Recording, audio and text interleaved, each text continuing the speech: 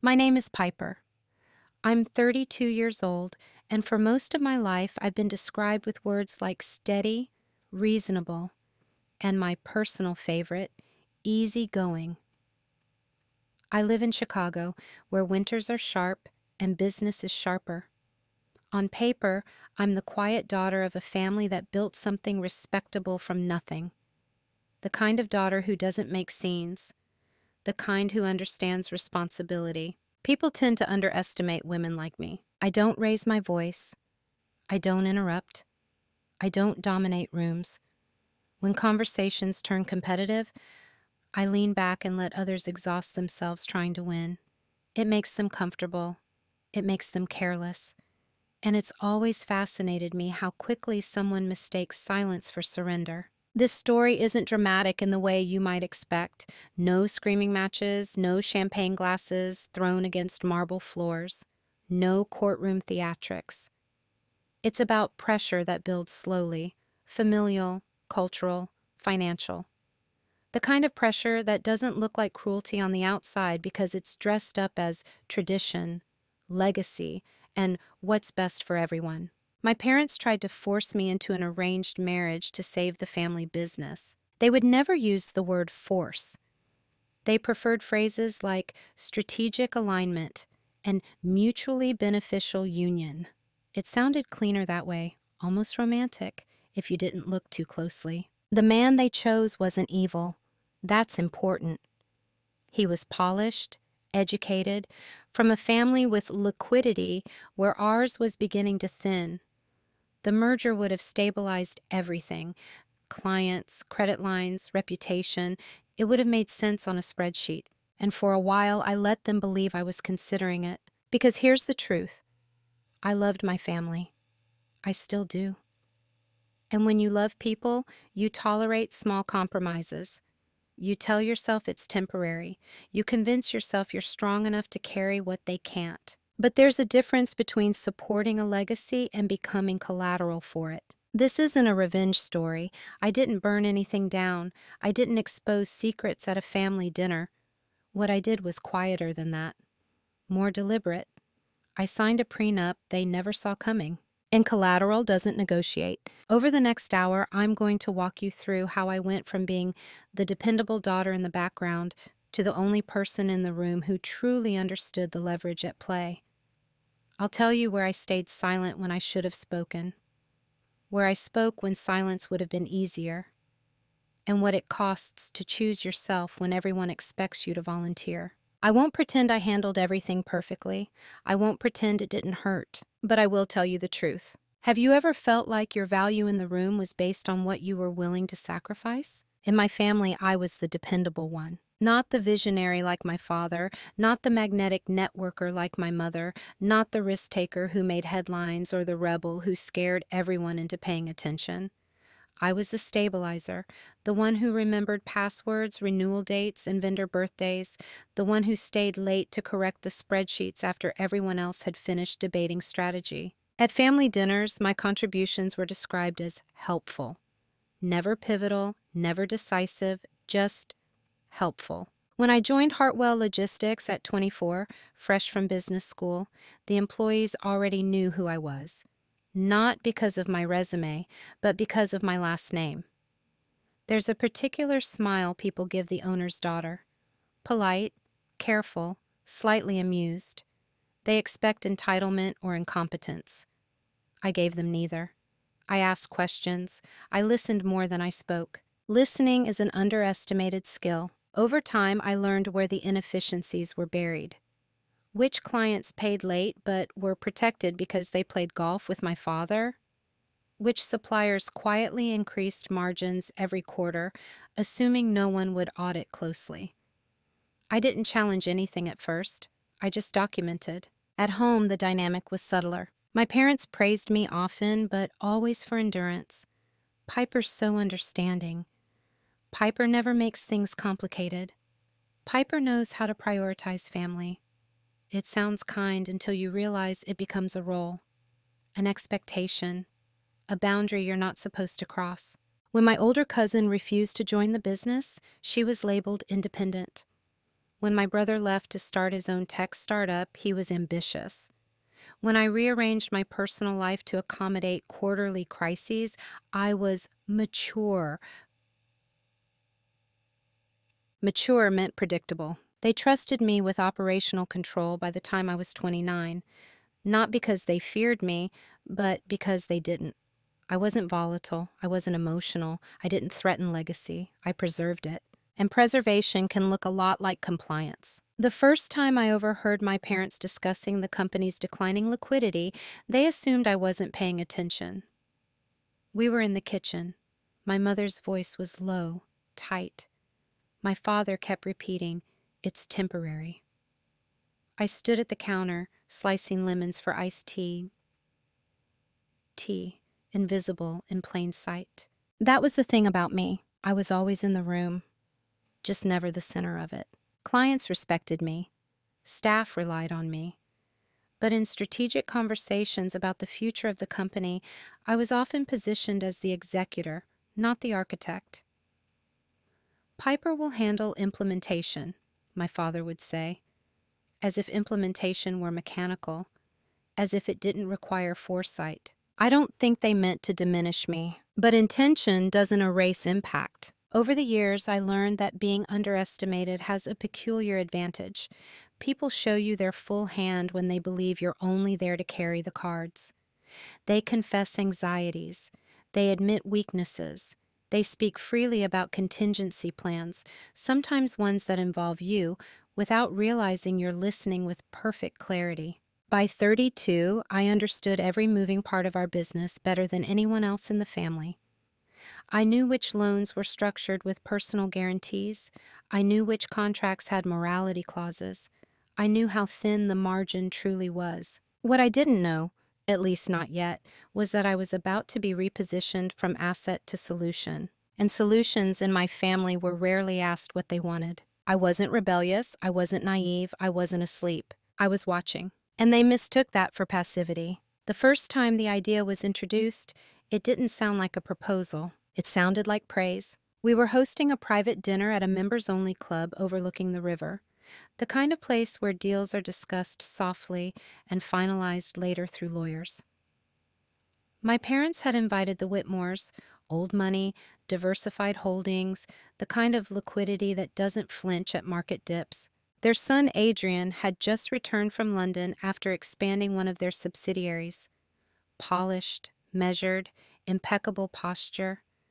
The kind of man who makes eye contact just long enough to signal confidence, but not long enough to feel intimate. I'd met him twice before in passing, pleasant, intelligent, harmless. That evening, my mother placed me strategically between Adrian and his father. Not unusual.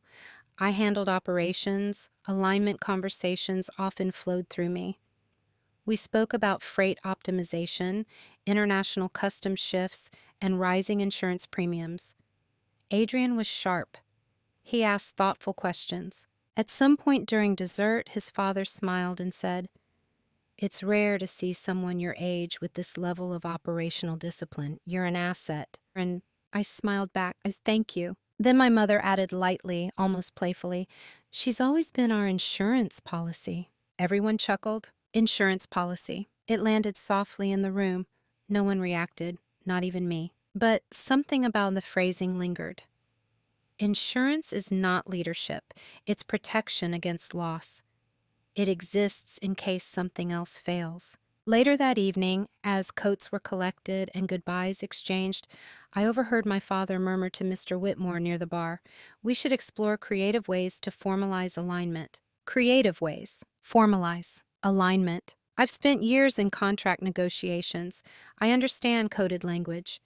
And yet, I told myself I was overinterpreting. Business families talk this way. It didn't mean anything personal. The following week, my mother invited me to lunch, just the two of us. That alone was unusual. She's efficient with time. She spoke about legacy first, about how businesses rarely survive second generations without consolidation, about how partnerships are the future. She complimented my composure, my maturity, my ability to see the bigger picture. Then she said it. "Adrian respects you. That matters." I took a sip of water. Respects me professionally? She held my gaze. In every way. There it was. Not a command. Not yet. Just a suggestion wrapped in flattery. I didn't react. I didn't laugh it off or challenge her. I simply asked, "Is this about the line of credit renewal?" She didn't answer directly. Instead, she said, "Sometimes the strongest mergers aren't just on paper." Small cut. That's what it felt like. Not betrayal, not coercion, just the subtle realization that my life was being discussed as a variable in a financial equation. Over the next few weeks, Adrian's presence increased. Joint strategy meetings, shared panels, invitations that placed us side by side. It was seamless enough that an outsider might interpret it as natural chemistry. He never crossed a line, neither did I. But I began to notice something else.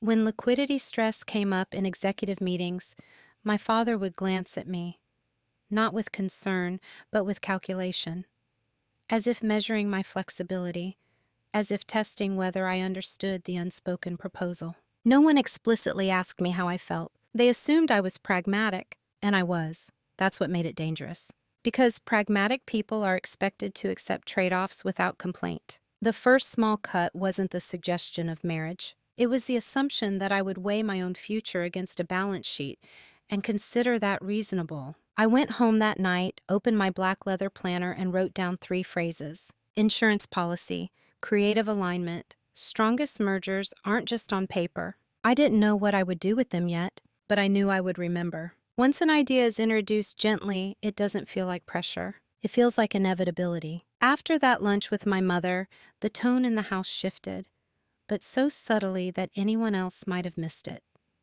Adrian's name came up casually, almost academically. Adrian mentioned an interesting restructuring model. The Whitmores handle liquidity differently. You and Adrian seem aligned in temperament. Aligned. It became the word of the season. At work, my father began scheduling joint appearances for us. Conferences, charity boards, industry roundtables. It presents stability, he said. Stability for whom, I didn't ask. I noticed something else, too.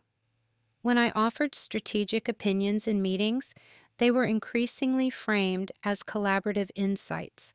That's similar to what Adrian was suggesting, my father would say, even when it wasn't, as if my ideas needed a masculine echo to gain weight. I told myself I was imagining it, because acknowledging it would require confrontation, and confrontation would complicate things. One evening, during a quarterly review dinner at home, my father laid out projections that were optimistic. Too optimistic. I knew the numbers more intimately than he did. The shipping delays, the penalties are buried in vendor contracts. The short-term loans are disguised as bridge solutions. When I calmly pointed out a discrepancy in projected margins, he smiled in a way that felt rehearsed. That's why partnerships matter, he said. Risk shared is risk reduced. My mother added, and some partnerships strengthen more than the bottom line.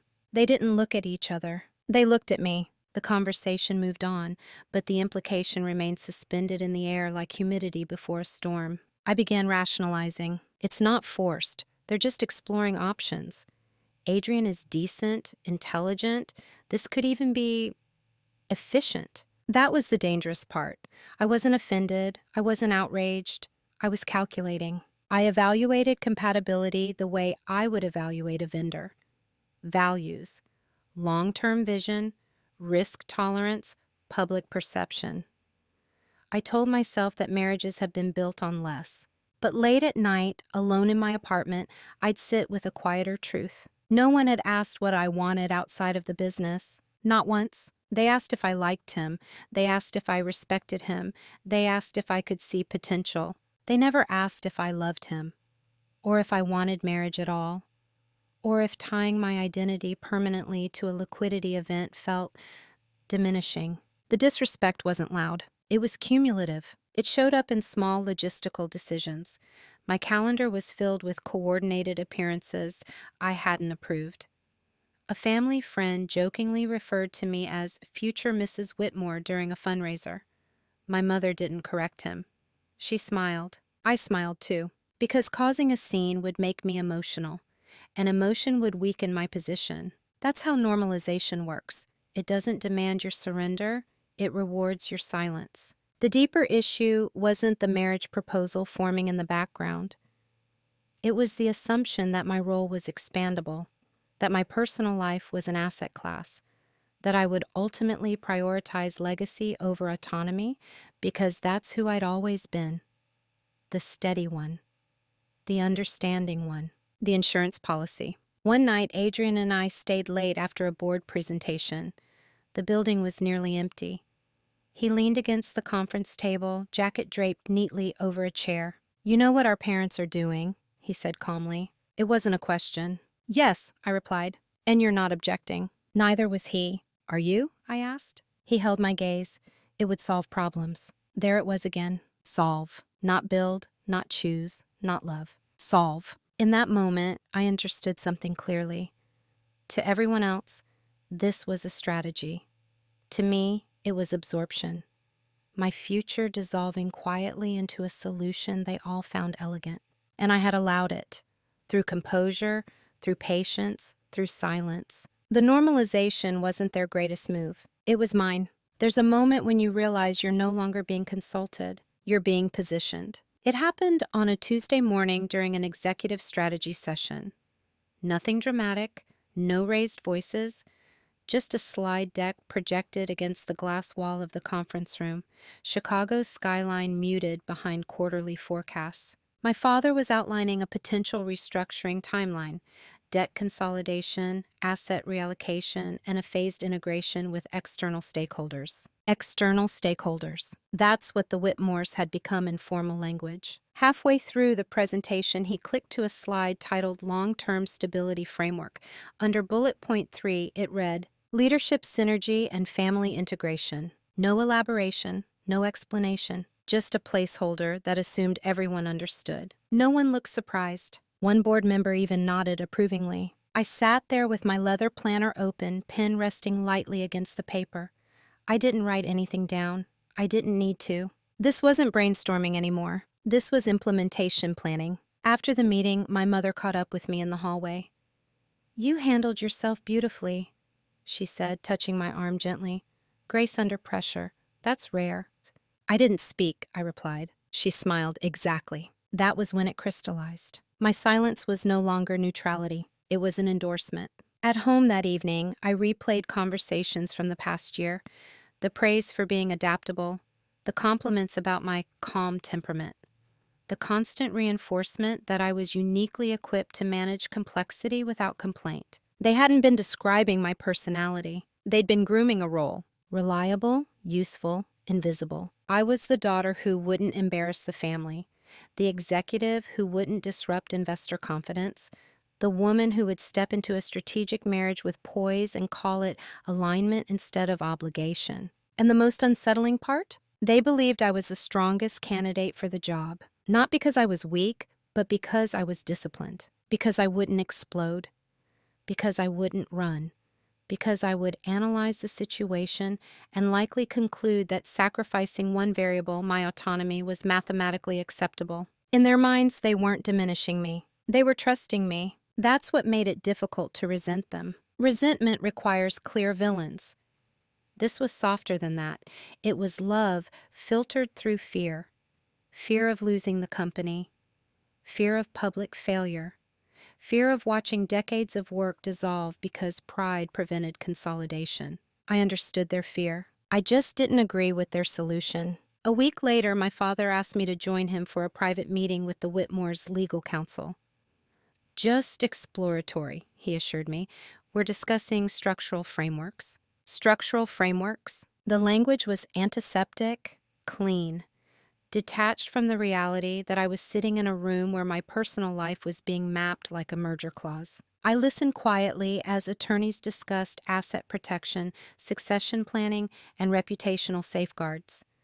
Hypotheticals were floated, timelines suggested. No one asked for my opinion, not once. They assumed my presence equaled consent. On the drive home, I didn't cry. I didn't feel rage. What I felt was clarity. I finally understood the assignment. I wasn't being asked to fall in love. I was being asked to absorb risk, to convert myself into collateral. And collateral doesn't get a vote.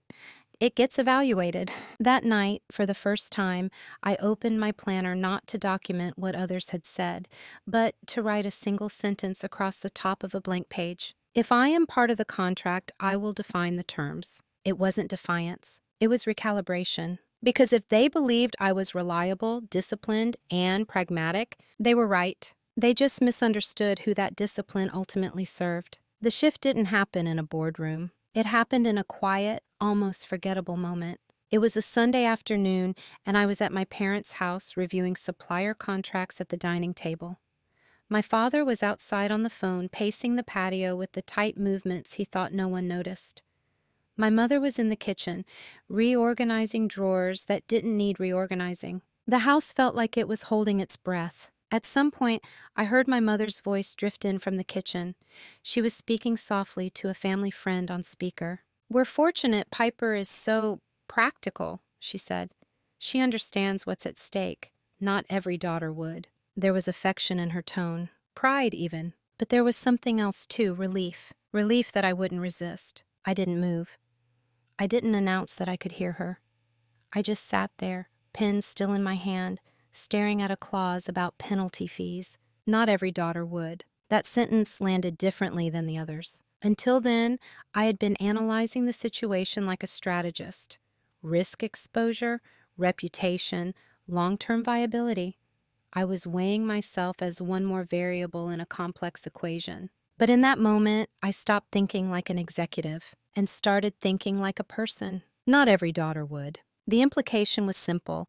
A different version of me, less compliant, less composed, would create chaos, would force them to confront the instability directly, would prioritize her own future without absorbing theirs.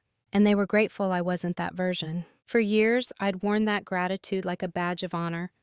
I was the easy child, the reasonable one, the one who didn't add weight to already heavy situations. But suddenly, it didn't feel honorable. It felt convenient. For them. I closed the contract folder and leaned back in the chair. The dining room was quiet, except for the faint hum of the refrigerator. Sunlight filtered through the windows, casting long shadows across the hardwood floor. I realized something unsettling. If I agreed to this marriage, even calmly, even strategically, I would be reinforcing a pattern that would never end. Every future crisis would carry the same assumption. Piper will adjust, Piper will compromise, Piper will absorb the impact. Because she always has. And the truth is, I had. Not because I was weak, not because I was afraid, but because it was easier to be needed than to be misunderstood. That afternoon, something inside me detached. Not from my family. I still loved them. That hadn't changed. But I detached from the role. I stopped seeing myself as the stabilizer and started seeing myself as a stakeholder. Stakeholders don't donate themselves to failing structures. They evaluate exposure. They protect their interests. For the first time, I asked myself a question I had avoided. If the business collapses despite my sacrifice, what do I have left? The answer was uncomfortable. Very little that was truly mine. That was the shift. It wasn't anger. It wasn't a rebellion. It was ownership. I went upstairs to my old bedroom and opened the small fireproof lockbox in my closet. Inside were documents my grandmother had insisted I keep personally. Trust agreements, equity summaries, legal letters I had skimmed years ago but never studied. At the time, I assumed they were symbolic, a gesture of inclusion. Now I wondered if they were something else, a safeguard. I sat cross-legged on the carpet, documents spread in front of me. Heart steady, mind unusually clear. For the first time since this alignment began forming, I wasn't reacting. I was preparing, because if I were going to be treated like part of the contract, then I needed to understand every clause that applied to me. And that day, quietly, without confrontation or announcement, I stopped being collateral and started becoming leverage. After that Sunday, I didn't argue. I didn't confront my parents. I didn't pull Adrian aside for a dramatic conversation. I didn't reject the idea of marriage. I became calmer. That was the first sign something had changed. Before, my silence had been habitual, automatic, a reflex shaped by years of being the composed one. Now it was intentional, measured, chosen. There's a difference. When my mother mentioned that the Whitmores were hosting a private dinner to discuss next steps, I nodded and asked what time I should arrive. She looked faintly surprised by how easily I agreed. When my father forwarded a draft outline titled Family Integration Roadmap, I responded with 3 concise bullet points about timing considerations and regulatory optics. No emotion, no resistance. They mistook it for acceptance. What they didn't realize was that acceptance and observation can look identical from the outside. At work, I became even more meticulous. I requested full visibility into debt schedules under the pretense of preparing for future alignment. I asked our CFO for updated covenant thresholds, citing prudence. I scheduled one-on-one check-ins with department heads to ensure operational resilience. No one questioned it. They were relieved I was engaged. Adrian noticed the shift first. We were reviewing projections in his office when he leaned back in his chair and studied me. "You're very composed about all of this," he said. "I've always been composed," I replied. "Yes," he said slowly, "but before you were weighing it. Now you're structuring it." He wasn't wrong. I no longer asked myself whether this marriage was fair. I asked what its legal architecture would look like. What exposure would it create? What protections would it require? He assumed I was preparing to integrate seamlessly. In reality, I was mapping exit routes. Silence, when strategic, becomes a shield. People project their assumptions onto it. My parents projected gratitude. Adrian projected a partnership. The board projected stability. No one projected resistance. And that gave me time. At night, I revisited my grandmother's documents more carefully. The trust she'd established in my name wasn't passive. It contained voting contingencies triggered under specific financial distress conditions. If certain liquidity ratios dip below defined thresholds, minority stakeholders, like me, gained disproportionate voting power. It was a protective mechanism, a quiet fail-safe. I don't think my father ever believed it would matter. He saw me as aligned with him, an extension of his strategy. But alignment is not the same as obedience. The more I learned, the more composed I became. Fear receded, not because the situation improved, but because I understood it. Knowledge stabilizes. At a family dinner 2 weeks later, my father casually mentioned that preliminary engagement discussions were progressing well. My mother smiled at me as if waiting for a reaction. I gave her one, a small, steady nod. "I trust we'll structure it carefully," I said. They relaxed. That was the moment I understood how thoroughly they'd misread me. They believed silence meant surrender, but silence can also mean calculation. They believed my calmness meant I would absorb whatever terms were presented. They didn't consider that I might present my own. The truth is, I wasn't trying to hurt anyone. I wasn't plotting humiliation. I wasn't fantasizing about dramatic reveals. I was protecting myself. If this marriage was going to happen, it would not be an emotional concession disguised as a strategy. It would be a contract. And contracts are written by those who understand leverage. By the end of that month, I had scheduled a private consultation with an attorney my family didn't use. I didn't tell anyone. I didn't need to. For the first time in my life, my silence didn't serve their comfort. It served my clarity. And clarity is quiet. Preparation doesn't always look like movement. Sometimes it looks like routine. Over the next 6 weeks, I did exactly what everyone expected me to do. I attended dinners. I sat beside Adrian at industry events. I allowed subtle engagement rumors to circulate without confirming or denying them. I wore neutral colors. I smiled at appropriate moments. I became the picture of composed inevitability. What they didn't notice was where my attention had shifted. I stopped thinking like a daughter. I started thinking like a counterparty. The first thing I did was build a complete personal asset map, not just what I owned publicly, but what was shielded, what was contingent, and what was tied to the family structure.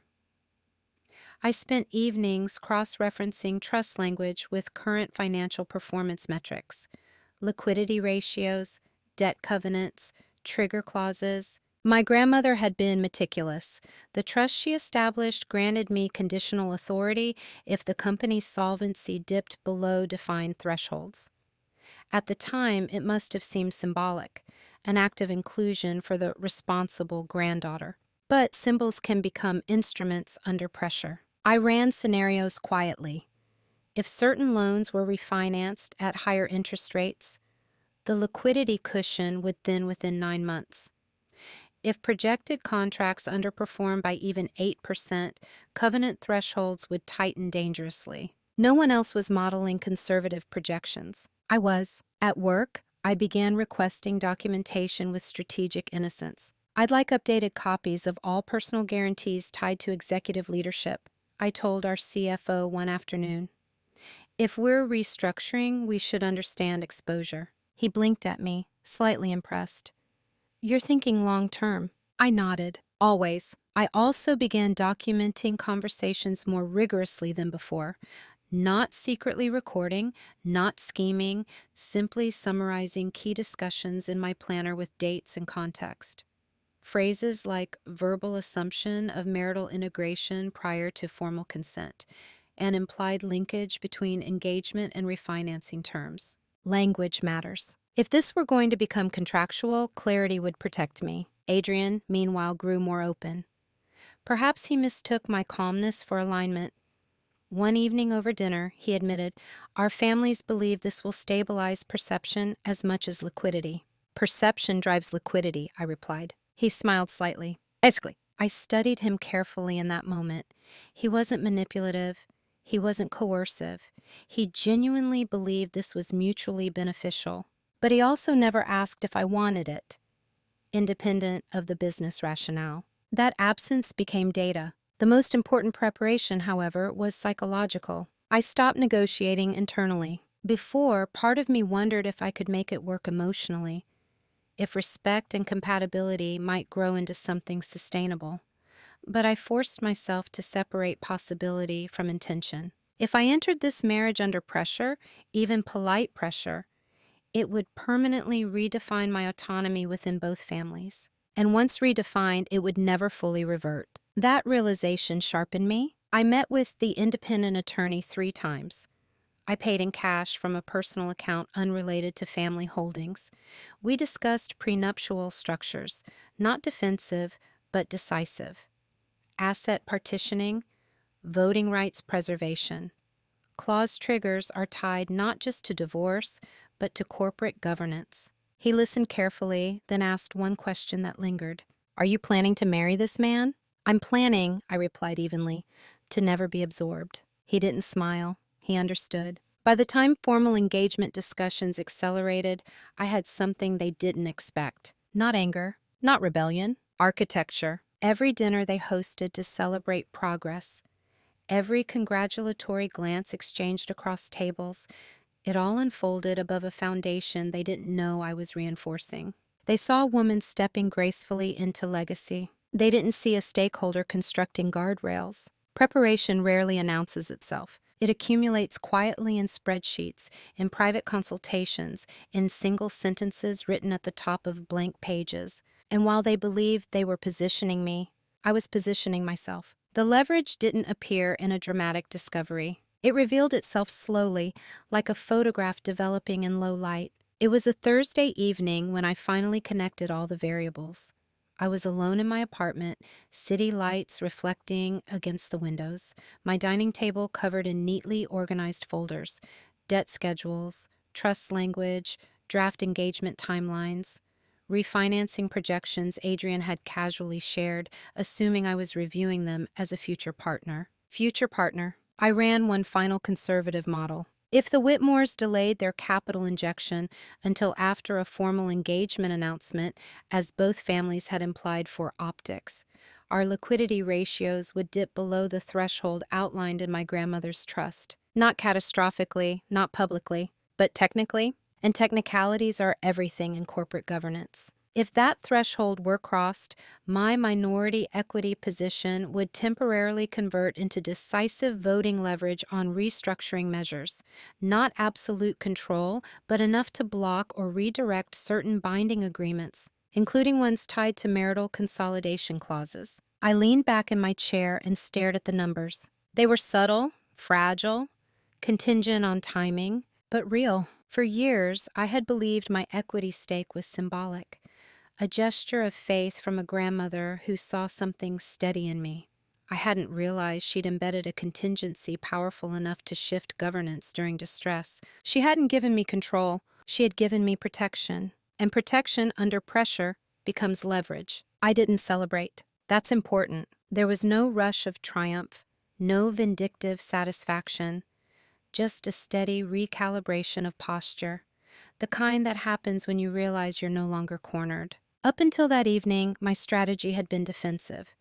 Structure a prenup strong enough to preserve autonomy, shield personal assets, limit cross liability. But this was different. This meant I didn't have to negotiate from vulnerability at all. If engagement was used as leverage to stabilize refinancing, I could legally intervene before the finalization of binding integration terms. I could delay, restructure, redirect. Not publicly, not explosively. Procedurally, and procedure is quiet power. The next day, I met with my attorney again. I laid out the scenario calmly. He reviewed the trust language, the projections, and the timeline.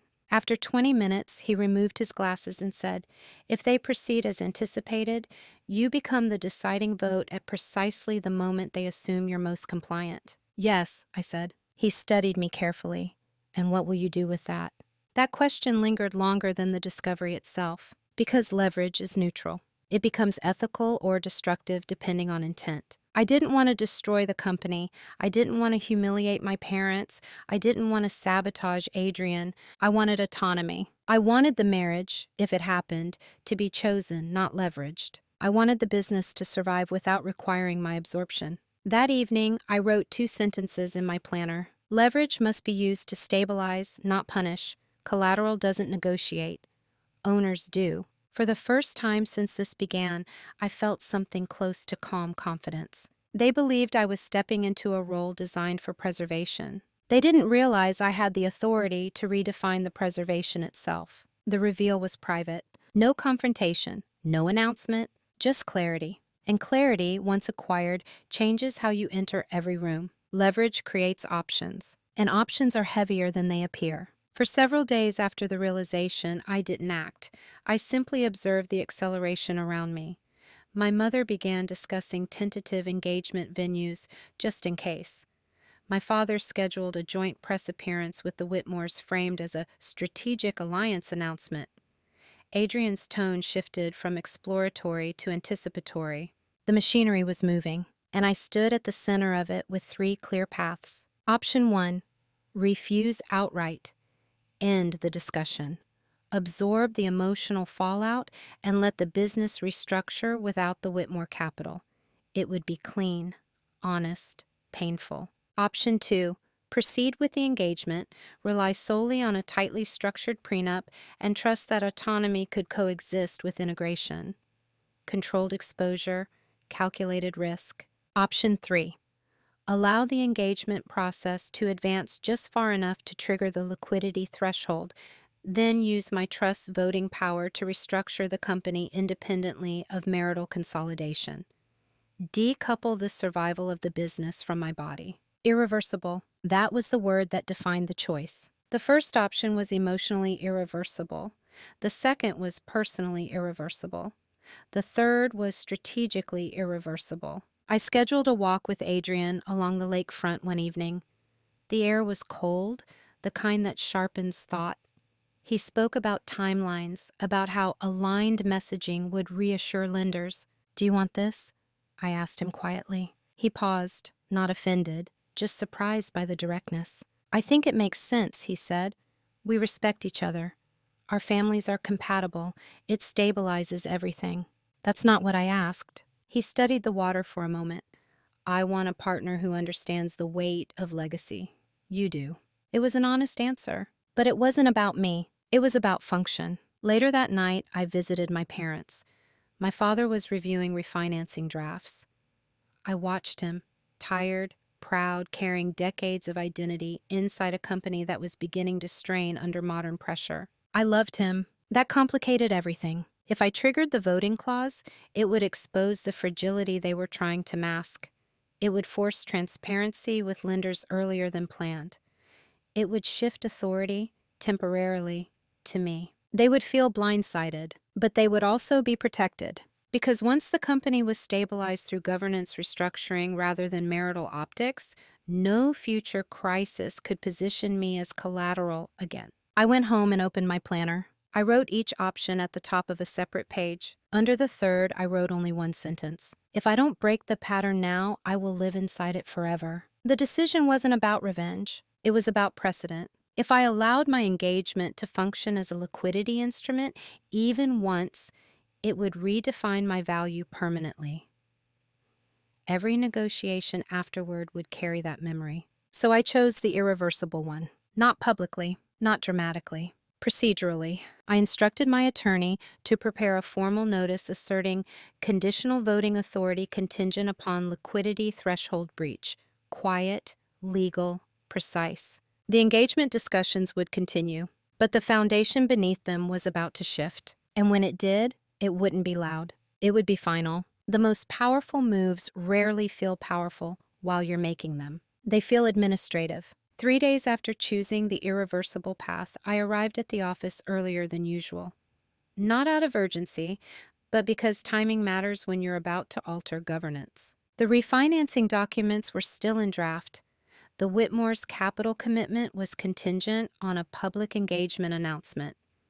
The liquidity ratio, based on conservative modeling, would breach the threshold within the next reporting cycle if projections were filed without adjustment. No one else was modeling conservatively. I was. I requested updated cash flow statements under the pretense of ensuring clean disclosures prior to integration. The CFO sent them without hesitation. When I ran the numbers against the trust language again, the technical breach was undeniable. Not catastrophic, but sufficient. That afternoon, my attorney submitted a formal notice to the board asserting conditional activation of my voting authority under the distress clause. It wasn't accusatory, it wasn't dramatic, it simply cited ratios, dates, and contractual language. Procedure. At 4:17 p.m., the board's general counsel replied, requesting clarification. At 4:42 p.m., I forwarded supporting documentation. At 5:10 p.m., an emergency board call was scheduled for the following morning. I went home and made dinner. No shaking hands, no adrenaline, just stillness. The next morning, I entered the boardroom the same way I always did, planner in hand, posture steady. My father looked mildly confused. My mother looked cautious. Adrian looked curious. The general counsel began by summarizing the notice. His tone was neutral, but his wording was careful. Based on the submitted financials, Ms. Hartwell's trust provisions appear to grant her temporary expanded voting authority under defined liquidity stress conditions. Silence followed. My father turned to me slowly. "Piper," he said evenly, "is this necessary?" "Yes," I replied. "The ratios trigger the clause. Ignoring it would be a governance violation." No accusation, just a fact. Adrian spoke next. We were days away from stabilizing this through alignment. "Alignment based on engagement optics," I said calmly. "That is not structural stabilization." The room grew very still. I wasn't opposing them emotionally. I was reframing the solution. With expanded voting authority, I continued, we can restructure debt transparently, renegotiate covenants proactively, and decouple liquidity from marital status. The company stabilizes, governance remains compliant, no personal variables required. Personal variables. That was me. My father's jaw tightened, not in anger, but in recognition. He understood the implication immediately. The engagement was no longer the centerpiece of survival. It was optional. The board debated for 2 hours. Technical language, risk assessments, reputational considerations, no one raised their voice. Because this wasn't a rebellion. It was the law. By the end of the call, a restructuring committee was formed, led by me. Not because I demanded it, because the clause required it. When the meeting adjourned, my mother approached me quietly. "You could have told us," she said. "I just did," I replied. Moving in silence doesn't mean hiding. It means acting before explanation becomes negotiation. That evening, news of the internal restructuring remained contained within executive channels. No public statements, no engagement announcement, just a quiet shift in authority. They had positioned me as collateral. I had repositioned myself as governance. And governance doesn't require permission. The consequences didn't arrive as explosions. They arrived as absences. The engagement announcement that had been tentatively scheduled for the following week was quietly postponed. Officially, it was due to strategic timing considerations. Unofficially, everyone in the inner circle understood that the leverage had shifted. The Whitmore's capital commitment stalled, not withdrawn, paused. Because now it was no longer rescuing a vulnerable structure, it was negotiating with one that had activated internal protections. And investors behave differently when desperation disappears. At home, the atmosphere changed first. My mother moved through the house with careful politeness, not cold, not hostile, just recalibrating. The relief that had once defined her tone was gone. In its place was something more complicated, uncertainty. My father became quieter. He didn't confront me. He didn't accuse me of betrayal. Instead, he asked procedural questions. What's your timeline for covenant renegotiation? Have you modeled reputational impact if this becomes public? Are you confident the ratios won't deteriorate further? They were business questions. But underneath them was a deeper one he never asked directly. Why didn't you trust us? The truth was, I did trust them. I just didn't trust the pattern. At work, senior staff sensed the shift immediately. Authority doesn't need to be announced. It alters posture in a room. When I spoke, people listened differently. Not because I raised my voice, because they knew my vote carried weight now. The restructuring committee meetings were clinical. We renegotiated with lenders earlier than planned, framing the move as proactive governance rather than reactive distress. Transparency replaced optics. The numbers were tight, but manageable. And here's what began to happen quietly. Respect increased. Not sentimental respect, professional respect. The same board members who once nodded through family integration slides now deferred to my risk models. The CFO sought my input before drafting revised projections. External counsel addressed me directly in correspondence. I hadn't demanded authority. I had exercised it. Adrian requested a private meeting a week after the vote activation. We met in a neutral conference room, glass walls, city skyline behind us. Familiar setting, different energy. You changed the equation, he said calmly. I removed myself from it, I replied. He studied me for a long moment. You never intended to let this be the stabilizing mechanism. No, I said. I intended to ensure the business could survive without requiring that. He wasn't angry. He was recalculating. Our families will interpret this as resistance, he said. They can interpret it as governance. He exhaled softly, almost amused. You've been 3 steps ahead. Not ahead, I corrected. Prepared. The consequence wasn't chaos. It was clarity. Without the urgency of engagement optics, the Whitmores were forced to evaluate partnership on purely financial terms. No romantic narrative to soften negotiation, no public storyline to leverage. And when negotiations are stripped of sentiment, power balances shift. At home, my mother finally asked the question directly. Did you ever intend to marry him? I didn't rush my answer. I intended to choose, I said, not to stabilize. She absorbed that quietly. For the first time, no one referred to me as practical. They referred to me as decisive. The consequences weren't loud. They were structural. The engagement narrative faded from urgency to optional discussion. The business began stabilizing through transparent restructuring rather than marital symbolism. And for the first time in months, when I walked into a room, I wasn't being evaluated as a solution. I was being recognized as a stakeholder. By the time my parents fully understood what had happened, the window had closed. Not dramatically. Procedurally, the restructuring committee had already submitted revised covenant agreements to lenders. Transparency disclosures had been filed. Liquidity projections were recalibrated under conservative models. The company's stabilization plan no longer referenced external alignment as a core solution. It referenced governance discipline, and governance, once formalized, doesn't quietly revert. The Whitmores requested a joint family meeting 2 weeks later. Not hostile, not accusatory, just corrective. We gathered in my parents' dining room, the same table where I'd once sat slicing lemons while they whispered about creative alignment. The air felt heavier now, not because anyone was angry, but because everyone understood the narrative had shifted. Mr. Whitmore spoke first. We were under the impression, he said carefully, that integration was proceeding on both a corporate and personal level. My father didn't look at him. He looked at me. The corporate restructuring triggered internal provisions, I said evenly. Those provisions required immediate governance action. Personal matters cannot be structurally tied to liquidity stabilization. No apology, no defensiveness, just a fact. Adrian's mother folded her hands.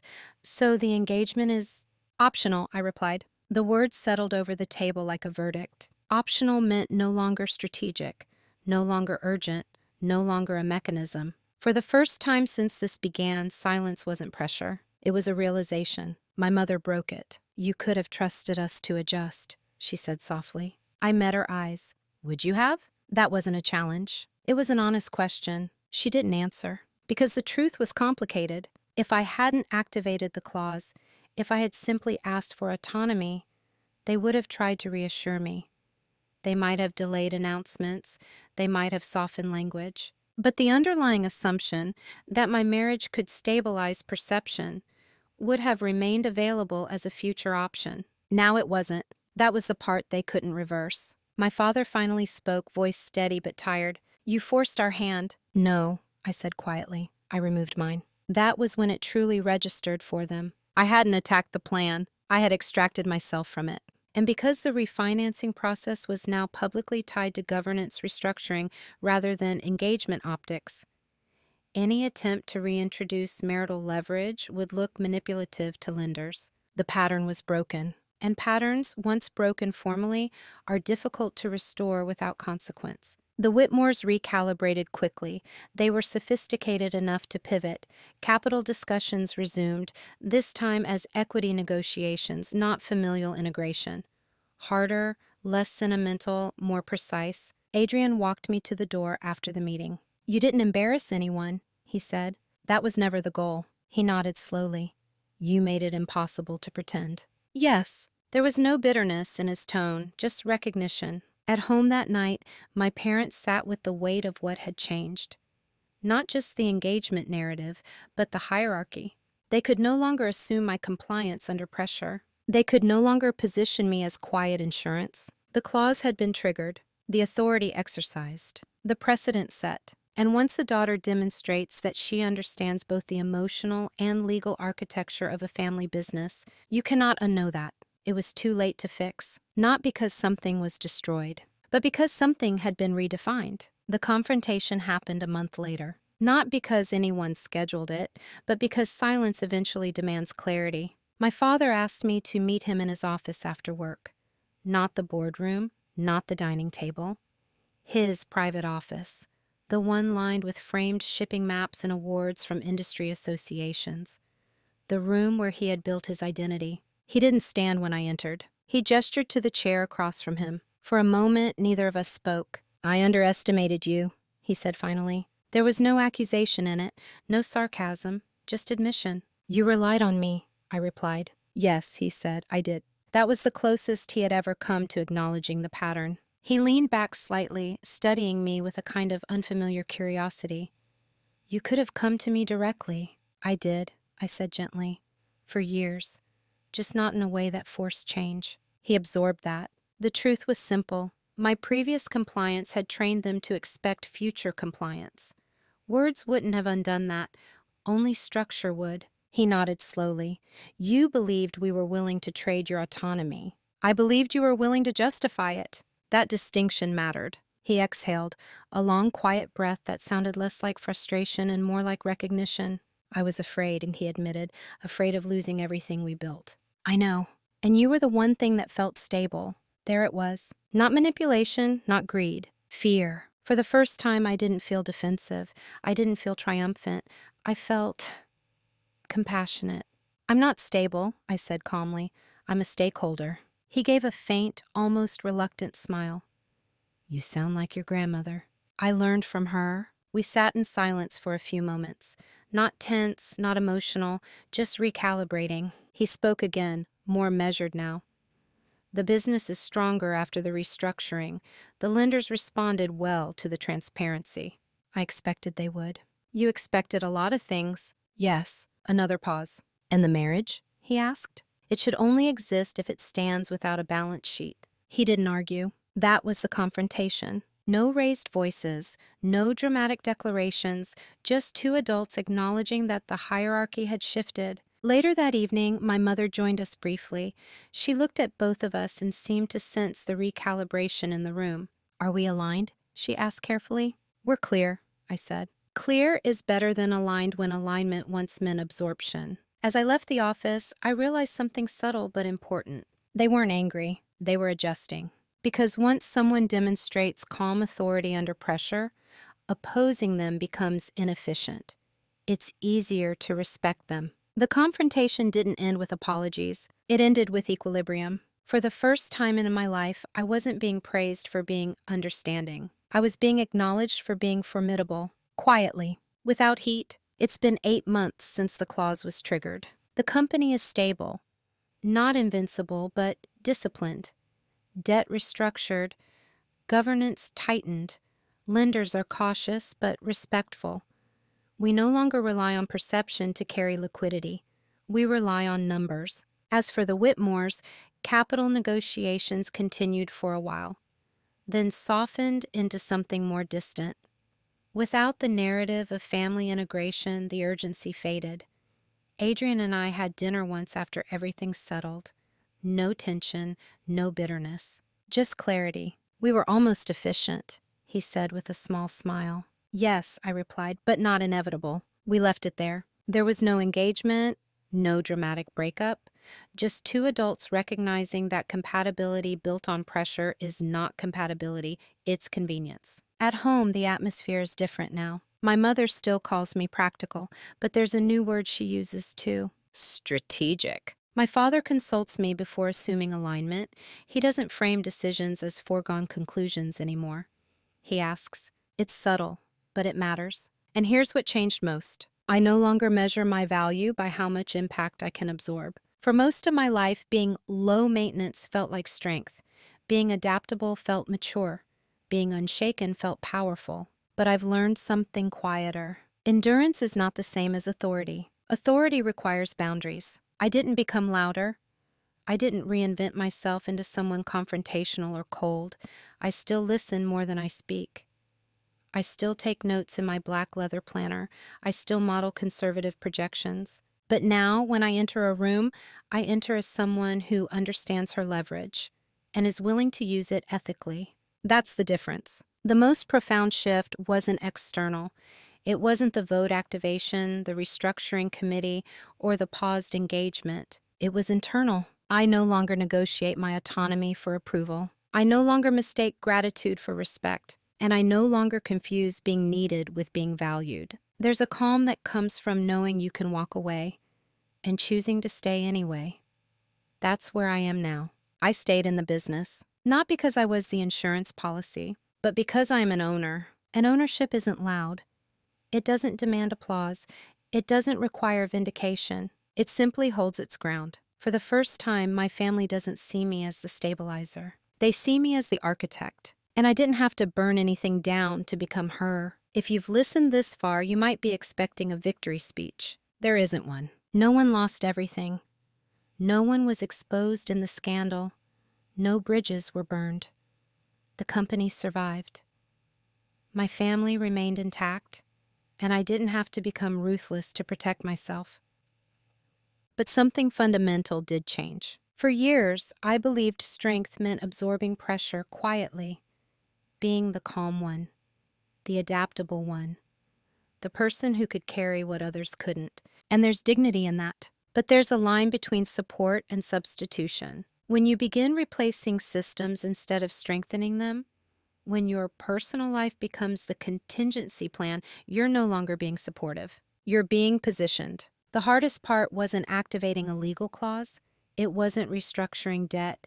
It wasn't facing my parents across a polished dining table. The hardest part was accepting that love does not automatically prevent people from using you strategically, not maliciously, just pragmatically. And that's where quiet dominance matters. I didn't humiliate anyone. I didn't shout. I didn't expose private fears in public rooms. I simply understood the architecture better than they expected and used it before it used me. The prenup they never saw coming was never about divorce. It was about definition. It ensured that if I ever chose marriage, whether to Adrian or anyone else, it would not function as collateral for something larger than myself. Because collateral doesn't negotiate. Owners do. If there's one thing I've learned, it's this. Silence is only a weakness when it's unconscious. When it's chosen, when it's paired with preparation, it becomes power. You don't have to explode to shift a system. You don't have to destroy to redefine.